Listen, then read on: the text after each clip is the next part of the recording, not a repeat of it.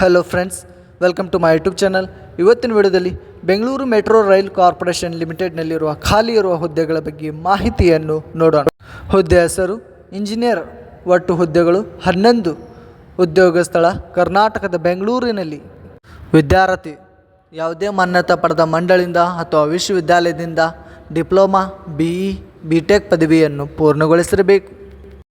ವಯೋಮಿತಿ ನೇಮಕಾತಿ ಅಧಿಕೃತ ಅಧಿಸೂಚನೆ ಪ್ರಕಾರ ಅಭ್ಯರ್ಥಿಯು ಗರಿಷ್ಠ ವಯಸ್ಸು 6/7/2024ರಂತೆ 55 ವರ್ಷಗಳನ್ನು ಹೊಂದಿರಬೇಕು.